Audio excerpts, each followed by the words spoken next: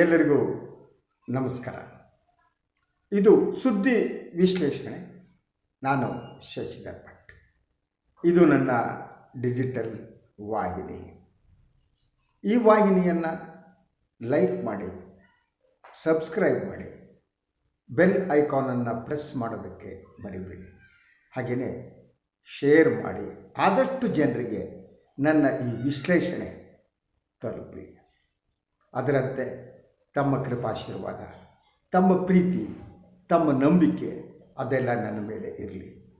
ತಮ್ಮ ಸಹಾಯ ಏನಿದೆ ಆ ಸಹಾಯದಿಂದ ಮಾತ್ರ ನಮ್ಮ ಧ್ವನಿ ಏನಿದೆ ಧ್ವನಿಯನ್ನು ಹಾಗೆ ಉಳಿಸಿಕೊಳ್ಳೋದಕ್ಕೆ ಸಾಧ್ಯ. ಎಸ್, ನಾನು ಇವತ್ತು ಹಲವು ವಿಚಾರಗಳ ಬಗ್ಗೆ ಮಾತನಾಡಬೇಕು. ಪ್ರಮುಖ ಬೆಳವಣಿಗೆಗಳು ಇವತ್ತು ಆಗಿವೆ. ಒಂದು, ಕರ್ನಾಟಕ ರಾಜಕಾರಣಕ್ಕೆ ಸಂಬಂಧಪಟ್ಟ ಹಾಗೆ ಭಾರತೀಯ ಜನತಾ ಪಕ್ಷದ ಒಳಗಡೆಯ ಬೇಗುದಿ. ಪ್ರಾಯಶಃ ಒಂದು ವಾರದ ಹಿಂದೆ ನಾನು BJPಯ ಬೇಗುದಿಯ ಬಗ್ಗೆ ಮಾತನಾಡಿದ್ದೆ. ಆ ಬೇಗುದಿ ಏನಿದೆ ಅದು ಬೇರೆ ಬೇರೆ ರೂಪವನ್ನು ಪಡೆದಿದೆ.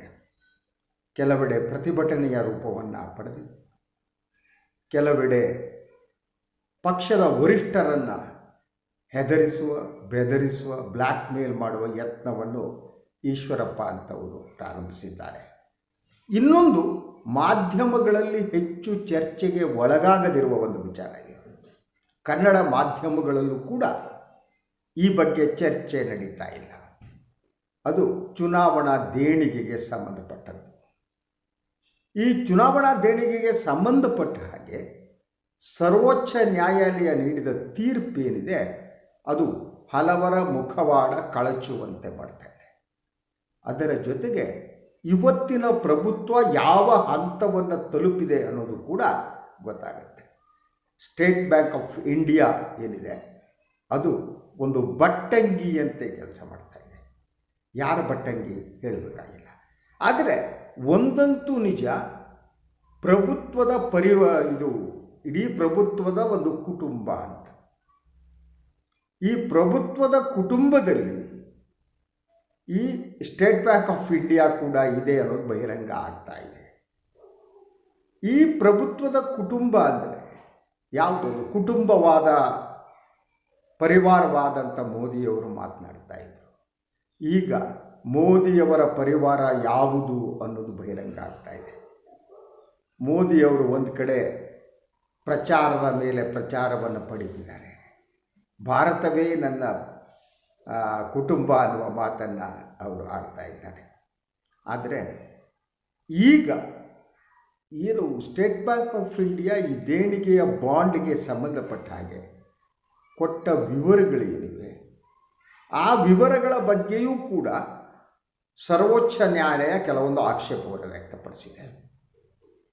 ಸಂಪೂರ್ಣವಾದ ಮಾಹಿತಿಯನ್ನು ಸ್ಟೇಟ್ ಬ್ಯಾಂಕ್ ಆಫ್ ಇಂಡಿಯಾ ಯಾಕೆ ಕೊಡ್ತಾ ಇಲ್ಲ? This one big question. ಅದರ ಜೊತೆಗೆ ಈಗಾಗಲೇ ಒದಗಿಸಿರುವ ಮಾಹಿತಿಗಳೇನಿವೆ ಆ ಮಾಹಿತಿಗಳ ಪ್ರಕಾರ ಯಾರ್ಯಾರು ಈ ಒಂದು ಎಲೆಕ್ಟ್ರಲ್ ಬಾಂಡನ್ನು ಖರೀದಿ ಮಾಡಿದವರು ಅನ್ನುವ ಅಂಶ ಕೂಡ ಸ್ಪಷ್ಟ ಆಗ್ತಾ ಇದೆ. ಮತ್ತು ಅದರ ಉದ್ದೇಶ ಕೂಡ, ಅಂದರೆ ಎಲೆಕ್ಟ್ರಲ್ ಬಾಂಡ್ ತರುವಂಥ ಸಂದರ್ಭದಲ್ಲಿ ಕಪ್ಪು ಹಣ ಇಲೆಕ್ಷನ್ನಲ್ಲಿ ಏನು ಪಾತ್ರ ವಹಿಸುತ್ತೆ ಅದನ್ನು ಸಂಪೂರ್ಣವಾಗಿ ನಾಶಪಡಿಸೋದು, ಮೂಲೋತ್ಪಾಟನೆ ಮಾಡುವುದು ನಮ್ಮ ಉದ್ದೇಶ ಅಂತ ಪ್ರಧಾನಿಯವರು ಹೇಳಿದರು. ಅದು ಸತ್ಯಕ್ಕೆ ದೂರವಾದದ್ದು ಅನ್ನೋದಿಗೆ ಗೊತ್ತಾಗ್ತಾ ಇದೆ. ಯಾವುದೋ ಲಾಟ್ರಿ ಕಂಪ್ನಿ 1000 ಕೋಟಿ ರೂಪಾಯಿ ಮೇಲೆ ಕೊಡುತ್ತೆ ದೇಣಿಗೆ. ಲಾಟ್ರಿ ಕಂಪ್ನಿ ಯಾವುದು? Lottery company. ಹಾಗೆಯೇ ಹಲವು ಬೇನಾಮಿ ಸಂಸ್ಥೆಗಳು ಕೂಡ ಹಣವನ್ನು ಕೊಟ್ಟ ಮಾಹಿತಿ ಲಭ್ಯ ಆಗ್ತಾ ಇದೆ. ಇನ್ನು ಸಂಪೂರ್ಣ ಮಾಹಿತಿ ಸಿಕ್ಕ ಮೇಲೆ ಆ ಬೇನಾಮಿ ಕಂಪನಿಗಳನ್ನು ಯಾರು ರಚಿಸಿದ್ರು, ಯಾರದು, ಅವರ ಉದ್ದೇಶ ಏನು? ಇನ್ನೊಂದು ಮಾಹಿತಿಯ ಪ್ರಕಾರ ಸುಮಾರು 14ಕ್ಕೂ ಹೆಚ್ಚು ಕಂಪನಿಗಳಿವೆ ದೇಣಿಗೆ ಕೊಟ್ಟ ಕಂಪನಿಗಳು. ಅವು ED ಇನ್ಕಮ್ ಟ್ಯಾಕ್ಸ್ ದಾಳಿಗೆ ಒಳಗಾಗಿವೆ. ಕೆಲವು ನೋಟಿಸ್ಗಳನ್ನು ಕೂಡ ಅವರಿಗೆ ಕೊಡಲಾಗಿದೆ. ಇದರಿಂದ ಹೊರಗೆ ಬರುವುದಕ್ಕಾಗಿ ಈ ಎಲೆಕ್ಟ್ರಲ್ ಬಾಂಡ್ ವ್ಯವಸ್ಥೆಯನ್ನು ಈ ಕಂಪನಿಗಳು ಬಳಸಿಕೊಳ್ತಿವೆಯಾ? ಈ ಪ್ರಶ್ನೆ ಕೂಡ ಇದೆ. ಅಂದರೆ ಮೂಲಭೂತವಾಗಿ ಯಾವ ಉದ್ದೇಶದಿಂದ ಎಲೆಕ್ಟ್ರಲ್ ಬಾಂಡನ್ನು ತರಲಾಯಿತು, ಇದು ಉದ್ದೇಶ ಅಂತ ಏನು ಮೋದಿ ಅಮಿತ್ ಶಾ ಕಂಪನಿ ಹೇಳಿದ್ರು, ಅದೆಲ್ಲ ಸತ್ಯಕ್ಕೆ ದೂರವಾದದ್ದು. ಅಂದರೆ ಈಗ ಹೇಳುವ ಪ್ರಶ್ನೆ, ಈ ಕಳ್ಳ ಹಣವನ್ನು ಲೀಗಲೈಸ್ ಮಾಡಿ, ಲೀಗಲೈಸ್ ಅಂದರೆ ಅದು ನಿಜವಾದ ಲೀಗಲೈಸು ಅಲ್ಲ, ಈ ಕಳ್ಳ ಹಣವನ್ನು ಇಲೆಕ್ಷನ್ ಉದ್ದೇಶಕ್ಕಾಗಿ ತೆಗೆದುಕೊಳ್ಳುವ ಯತ್ನದ ಭಾಗವಾಗಿ ಎಲೆಕ್ಟ್ರಲ್ ಬಾಂಡನ್ನು ತರಲಾಗಿದೆ. ಹಾರಿಬಲ್ ಸಿಚುವೇಶನ್, ನಿಜವಾಗಿ ಹಾರಿಬಲ್ ಸಿಚುವೇಶನ್. ಮೋದಿಯವರಿಗೆ ಪಾಪ ಕುಟುಂಬ ಇಲ್ಲ, ಅವರಿಗೆ ಯೋಗಿಯವರಿಗೆ ಕುಟುಂಬ ಇಲ್ಲ. ಅವರ ಕುಟುಂಬ ಅಂದರೆ ದೇವರು ನಂಬಿದವರು, ರಾಮನನ್ನು ನಂಬಿದವರು, ಹೀಗೆಲ್ಲ ಅಂದ್ಕೊಬಿಟ್ಟಿದ್ವಿ. ಹಾಗೆಯೇ ಯಾವಾಗ ಎಲೆಕ್ಟ್ರಲ್ ಬಾಂಡ್ ಬಂತೋ ಆಗ ಈ ದೇಶದ ಜನ ಮೋದಿ ಮತ್ತು ಅವರ ಸುತ್ತಲಿನವರ ಪ್ರಾಮಾಣಿಕತೆಯನ್ನು ಪ್ರಶ್ನಿಸಲೇ ಇಲ್ಲ. ಈಗ ಅದನ್ನು ಪ್ರಶ್ನಿಸುವ ಕಾಲ ಬಂದಿದೆ ಅಂತ ನಂಬಿದವು ನಾನು. ಎಸ್, ಒಂದೊಂದೇ ಬಹಿರಂಗವಾಗ್ತಾ ಇದೆ, ಬೆತ್ತಲೆ ಆಗ್ತಾ ಇದೆ. ಹಾಗೆಯೇ ಮೋದಿಯವರ ಇದೇನಿದೆ, ಕೌಟುಂಬಿಕ ರಾಜಕಾರಣದ ಬಗ್ಗೆ ಮಾತನಾಡ್ತಾ ಬಂದು ವಿಚಾರಕ್ಕೆ ಬರೋಣ. ಅವರು ಭಾಷಣ ಹೊಡೆದದ್ದೇ ಹೊಡೆದದ್ದು. ಕುಟುಂಬ ರಾಜಕಾರಣವನ್ನು ನಾನು ವಿರೋಧ ಮಾಡ್ತೀನಿ, ಪರಿವಾರವಾದವನ್ನು ಇದು ಮಾಡ್ತೀನಿ. ಈಗ ಅವರದ್ದೇ ಆದ ಒಂದು ಪರಿವಾರವನ್ನು ಕಟ್ಟಿಕೊಂಡಿದ್ದಾರೆ ಮೋದಿಯವರು. ಆ ಪರಿವಾರದಲ್ಲಿ ಉದ್ಯಮಿಗಳಿದ್ದಾರೆ, ಆ ಪರಿವಾರದಲ್ಲಿ ಅದಾನಿ ಅಂತವರಿದ್ದಾರೆ, ಆ ಪರಿವಾರದಲ್ಲಿ ಸನ್ಮಾನ್ಯ ರಿಲಯನ್ಸ್ ಕಂಪನಿಯವರಿದ್ದಾರೆ. ಈಗಲೂ ಕೂಡ ಅವರು ಮೋದಿಯವರ ರಕ್ಷಣೆಗೆ ತುದಿಕಾಲದಲ್ಲಿದ್ದಾರೆ. ಸೊ ರಿಲಯನ್ಸಿಗೆ ಸೇರಿದಂಥ News18 ಈಗಾಗಲೇ 2 ದಿನಗಳ ಹಿಂದೆ ಒಂದು ಸಮೀಕ್ಷೆ ಮಾಡಿ ತಮ್ಮ ಋಣವನ್ನು ಸಂದಾಯ ಮಾಡ್ತಿದೆ. ಸೊ 400ಕ್ಕೂ ಹೆಚ್ಚು ಸ್ಥಾನವನ್ನು BJP ಮತ್ತು ಮಿತ್ರ ಪಕ್ಷಗಳು ಗೆಲ್ತವೆ ಅಂತೇಳಿ, ಇದೆಲ್ಲ ಕೂಡ ಒಂದು ರೀತಿ ಋಣ ತೀರಿಸುವ, ಋಣ ಸಂದಾಯ ಮಾಡುವ ಯತ್ನಗಳು, ಅದನ್ನು ಅವರು ಮಾಡ್ತಾ ಇದ್ದಾರೆ. ಇನ್ನು ಅವರು ಸೃಷ್ಟಿಸಿರುವ, ಮೋದಿಯವರು ಸೃಷ್ಟಿಸಿರುವ ಪರಿವಾರವಾದಂತ ಬನ್ನಿ, ಅವರೇ ಸೃಷ್ಟಿಸಿದ್ದು. ಈಗ ಎಲ್ಲ BJPಯ ನಾಯಕರುಗಳು, ಅದರ ಜೊತೆ ಕಾಂಗ್ರೆಸ್ ನಾಯಕರು ಸೇರಿದಂತೆ ತಮ್ಮ ಹೆಂಡತಿಗೋ, ತಮ್ಮ ಮಕ್ಕಳಿಗೋ, ತಮ್ಮ ನೆಂಟರಿಸ್ಥರಿಗೋ ಟಿಕೆಟ್ ಕೊಡಿಸೋದ್ರಲ್ಲಿ ನಿರತರಾಗಿದ್ದಾರೆ. ಒಂದು ಕಡೆ ಮೋದಿಯವರ ಡಿಫ್ರೆಂಟ್ ಆದ ಪರಿವಾರ ದೆಹಲಿಯಲ್ಲಿ ಇದ್ದರೆ, ಕರ್ನಾಟಕದಲ್ಲಿ ಯಡಿಯೂರಪ್ಪನವರ ಏನಿದೆ, ಕುಟುಂಬ ಏನಿದೆ, ಅದು ಒಂದು ಕಡೆ ಇದೆ. ಹಾಗೆಯೇ ಉಳಿದವರು ಈಶ್ವರಪ್ಪನವರು ಕರ್ನಾಟಕದ ರಾಜಕಾರಣದಲ್ಲಿ ಅವರ ಪಾತ್ರ ಏನು ಅನ್ನೋದು ನಾನು ಇನ್ನೊಂದು ದಿನ ಮಾತಾಡ್ತೀನಿ. ಅವರು ಆದರೆ ಧರ್ಮವನ್ನು ಬಳಸಿಕೊಂಡು, ಹಿಂದುತ್ವವನ್ನು ಬಳಸಿಕೊಂಡು ಸದಾ ಸಮಾಜದ ಒಳಗಡೆ ಸಂಘರ್ಷವನ್ನು ಉಂಟು ಮಾಡ್ತಾ ಬಂದವರು ಶಿವಮೊಗ್ಗದ ರಾಜಕಾರಣ. ಅವರಿಗೀಗ ಮಗನಿಗೆ ಟಿಕೆಟ್ ಕೊಟ್ಟಿಲ್ಲ ಅನ್ನೋದಕ್ಕೆ ಸಿಟ್ಟು ಬಂದಿದೆ. ಅವರು ಯಡಿಯೂರಪ್ಪನವ್ರನ್ನ ಪ್ರಶ್ನಿಸ್ತಿದ್ದಾರೆ, ಶೋಭಕ್ಕರಿಗೆ ಟಿಕೆಟ್ ಕೊಡಿಸ್ರಿ, ನನ್ನ ಮಗನಿಗೆ ಕೊಡಿಸಿಲ್ಲ, ನಿಮ್ಮ ಮಗನಿಗೆ ಟಿಕೆಟು ಅವ್ರಿಗೆ ಕೊಡಿಸಿ. ಅಲ್ಟಿಮೇಟ್ಲಿ ತಮ್ಮ ಮಗನಿಗೆ ಟಿಕೆಟ್ ಕೊಟ್ಟಿಲ್ಲ ಅನ್ನೋದು. ಇನ್ನು ಅವರ ಮಿತ್ರಪಕ್ಷ, BJPಯ ಮಿತ್ರಪಕ್ಷವಾದ JDSನ ಮಹಾನ್ ನಾಯಕರಾದ ಕುಮಾರಸ್ವಾಮಿಯವರು ಕೂಡ ಇದೇ ರೀತಿ ದುಃಖವನ್ನು ವ್ಯಕ್ತಪಡಿಸ್ತಿದ್ದಾರೆ. ನನ್ನ ಮಗನ ಕೆಡೆ ಕೊಟ್ಟರು, ಯಾರು ಕೆಡದು ಗೊತ್ತು, ನನ್ನ ಮಗ. ಇವರಿಗೆಲ್ಲ ಒಂಥರ ಸನ್ ಸ್ಟ್ರೋಕ್ ಅಂತ. ಸನ್ ಸ್ಟ್ರೋಕ್ ಗೊತ್ತಲ್ಲ ನಿಮಗೆ, ಬಿಸಿಲಿನ ಜಳದಿಂದ ಸನ್ ಸ್ಟ್ರೋಕ್. ಇದು ಡಿಫ್ರೆಂಟ್. ಇದು ಒಂಥರ ಧೃತರಾಷ್ಟ್ರ ಪ್ರೀತಿ ಅಂತ. ಈ ದೇಶದಲ್ಲಿ ಈ ಧೃತರಾಷ್ಟ್ರ ಪ್ರೀತಿ ಎಲ್ಲ ಕಡೆ ಹಬ್ಬುವುದಕ್ಕೆ ಕಾರಣ ಇಂಡೈರೆಕ್ಟ್ಲಿ ಮೋದಿ ಅಮಿತ್ ಶಾ ಕಂಪನಿ. ಅವರು ಪರಿವಾರವಾದ ಅಂತ ಹೇಳ್ತಲೇ ಈ ಪರಿವಾರವನ್ನು ಪೋಷಿಸ್ತಾ ಬಂದವರು. ಅದರ ಜೊತೆಗೆ ಅವರು ಮಿತ್ರಪಕ್ಷಗಳು ಕೂಡ ಈ ಪರಿವಾರವಾದದಲ್ಲಿದೆ. ಫಾರ್ ಎಕ್ಸಾಂಪಲ್, ಇತ್ತೀಚೆಗೆ ಬಂದ ವರದಿ ಪ್ರಕಾರ ಮೈಸೂರಿನಲ್ಲಿ ಯದುವೀರ ಅವರಿಗೆ ಟಿಕೆಟ್ ಕೊಡೋದ್ರ ಹಿಂದೆ ರಾಜಸ್ಥಾನದ ಅವರ ಮಾವ, ಅವರು ಮಹಾರಾಜರು. ಈ ಮಹಾರಾಜರ ಪರಿವಾರ ಏನಿದೆ, ಇಂತಹ ಮಹಾರಾಜರ ಪರಿವಾರವನ್ನು ಪೋಷಿಸುವ ಕೆಲಸವನ್ನು ಮೋದಿ ಮಾಡ್ತಾರೆ. ಅವರಿಗೆ ಮಹಾರಾಜರು ಅಂದರೆ ಇಷ್ಟ, ಸಾಮ್ರಾಟರು ಅಂದರೆ ಇಷ್ಟ. ಸೊ ಆ ಕಾರಣ ಅವರು ಒಂದು ರೀತಿ ಸಾಮ್ರಾಟರೇ. ಅವರು ಯಾವುದೋ ರಾಜಸ್ಥಾನದ ಯಾವುದೋ ಒಬ್ಬ ಮಹಾರಾಜರ ವಂಶಸ್ಥ, ಅವ್ರಿಗೆ ಎಪ್ಪಿನ ಏನೋ ಆಗಿದ್ರ, his name is I think Harshavardhan something like that. So ಅವರ ಮಾತು ಕೇಳಿ ಯದುವೀರಿಗೆ ಕೊಟ್ಟರು ಅಂತ, whatever it may be. ಆದರೆ ಅವರು ಬಲಿ ಹಾಕುತ್ತಿರುವವರು ಯಾರು ನೋಡಿ, ಇವರ ಪರಿವಾರವಾದದ ವಿಭಿನ್ನ ಮುಖವನ್ನು ತಾವು ಗಮನಿಸಬೇಕು.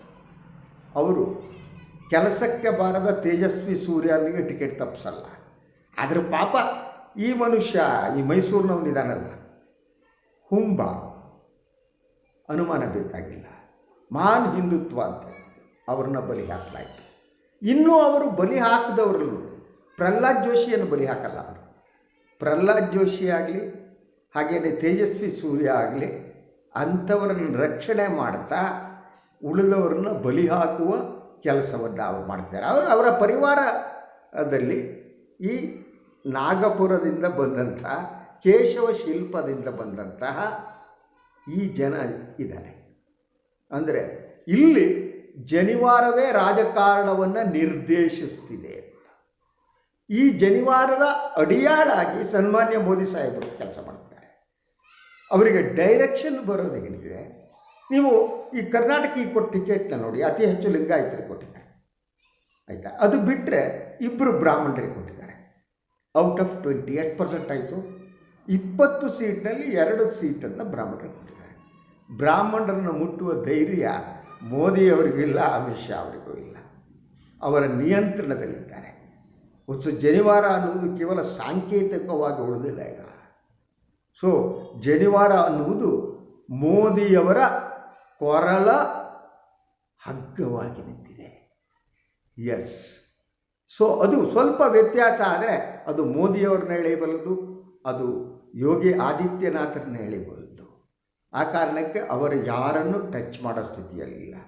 ಸೊ ನಿಮಗೂ ಅಂಕಿಅಂಶ ಗೊತ್ತಿರ್ಬೋದು. ಕೇಂದ್ರ ಸರ್ಕಾರದಲ್ಲಿ ನೀವು ಸೆಕ್ರೆಟರಿ ಲೆವೆಲ್ ಅಂಕಿಅಂಶಗಳನ್ನು ನೋಡಿದ್ರೆ ಅಲ್ಲಿ 80%ಕ್ಕೂ ಹೆಚ್ಚು ಬ್ರಾಹ್ಮಣರಿದ್ದಾರೆ.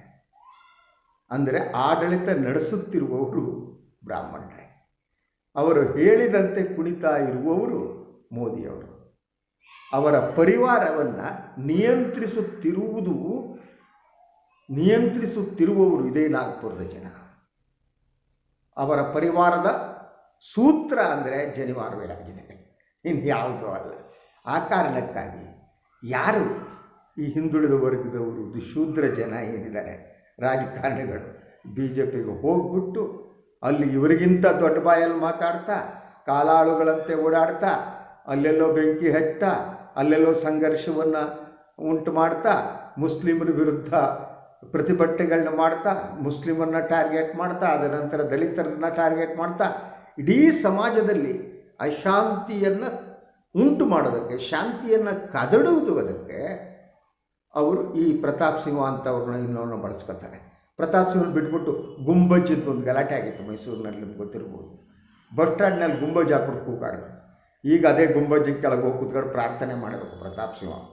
ಅದಿಲ್ಲ ಅಂದರೆ ಅವರ ಹಳೆ ಪತ್ರಿಕೋದ್ಯಮಲ್ಲಿ ತಗೋತಾರೆ ಇಲ್ಲ ಗೊತ್ತಿಲ್ಲ, ಅವ್ರ ಗುರುಗಳು ತುಂಬ ಜನ ಇದ್ದಾರೆ ಬಿಡಿ. ಅಲ್ಲೆಲ್ಲ ಹೋಗ್ಕೊಂಡು ಕಾಲಂ ಬರೀಬೇಕು. ಇನ್ನು ಮತ್ತೆ ಅವರು ಮೇಲೆ ಹೇಳುವ ಸಾಧ್ಯತೆ ನನಗೆ ಪ್ರತಾಪ್ ಸಿಂಹ ಒಂದು ಕಾಣ್ತಾ ಇಲ್ಲ ಅವ್ರ ರಾಜಕೀಯ ಬದುಕಿನಲ್ಲಿ. ಸೊ ಸತತವಾಗಿ ಗೆಲ್ತಾ ಇದ್ದವರು. ನನಗೆ ಅವ್ರ ಬಗ್ಗೆ ಹೆಚ್ಚಿನ ಪ್ರೀತಿ ಇಲ್ಲ, ಅವ್ರ ಬಗ್ಗೆ ಭಾಳಷ್ಟು ಭಿನ್ನಾಭಿಪ್ರಾಯ ಇದೆ. ನಾನು ಅವರು ಮತ್ತು ಯಾವುದೋ ಒಂದು ಚರ್ಚೆಯಲ್ಲಿದ್ದಾಗ ಅವರು ಅಲ್ಲಿಂದ ಎದ್ದು ಓಡೋಗ್ಬಿಟ್ಟಿದ್ರು. ಈಗಲ್ಲ, 2 ಎಲೆಕ್ಷನ್ಗಿಂತ ಮೊದಲು 10 ವರ್ಷದ ಹಿಂದೆ ನನ್ನ ಪ್ರಶ್ನೆಗಳಿಗೆ ಉತ್ತರ ಕೊಡೋಕ್ಕೆ ಹೋಗಿದ್ರು ಬಿಡಿ. ನನಗೆ ಅದ್ರ ಪಾಪ ಆ ಮನುಷ್ಯನ ಹೋಗಿ ಬಲಿ ಕೊಟ್ಬಿಟ್ರಲ್ಲ ನೀವು.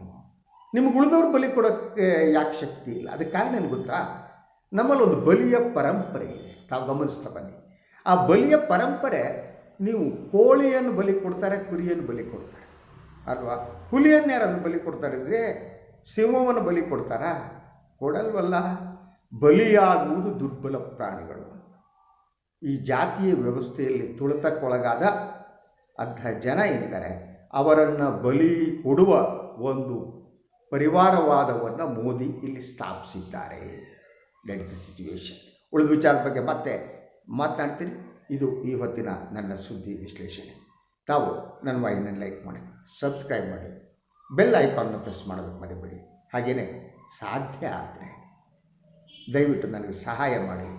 ನಾನು ನನ್ನ ಧ್ವನಿಯನ್ನು ಕಳೆದುಕೊಳ್ಳೋದಕ್ಕೆ ಇಷ್ಟಪಡಲ್ಲ. ನಾನು ಮಾತನಾಡಲೇಬೇಕು. ನನಗೆ ಮಾತನಾಡುವ ಸ್ವಾತಂತ್ರ್ಯ ಬೇಕು. ನಾನು ಯಾರೋ ಮುಲಾಜಿಗೆ ಒಳಗಾಗಿ ಮಾತನಾಡುವವನಲ್ಲ. ನಾನು ಸ್ವತಂತ್ರವಾಗಿ ಮಾತನಾಡಬೇಕು ಅಂತಾದರೆ ಅದಕ್ಕೆ ನಮ್ಮ ಪ್ರೀತಿ, ಸಹಾಯ, ಕೃಪಾಶೀರ್ವಾದ ಬೇಕು.